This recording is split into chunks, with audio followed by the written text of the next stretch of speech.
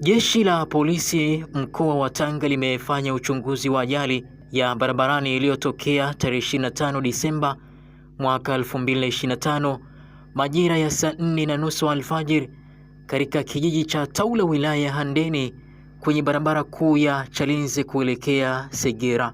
Ajali hiyo imehusisha gari dogo aina ya Toyota RAN-X lenye namba za usajili T350 DZA iliyokuwa ikitokea jijini Dar es Salaam kuelekea Moshi na gari la mizigo aina ya Mitsubishi Fuso lenye namba za usajili T857 DZK iliyokuwa ikitokea Segera kuelekea Chalinze.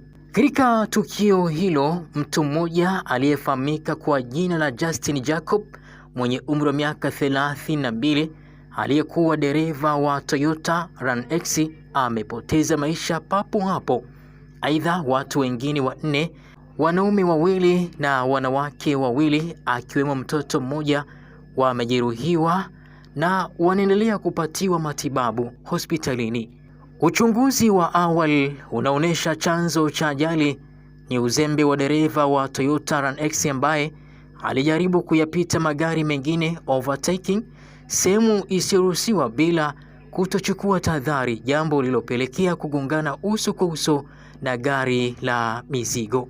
Aidha, jeshi la polisi mkoa wa Tanga linatoa wito kwa madereva wote kuacha tabia ya kuendesha magari kwa kasi na kufanya maamuzi ya hatari barabarani. Nikimnukuu katika barua yake, anasema tumehimiza umakini mkubwa hususan katika kipindi hiki cha sikukuu, tukizingatia kauli mbiu ya wiki ya nenda kwa usalama barabarani inayotuhimiza sote kuwa endesha salama, familia inakusubiri.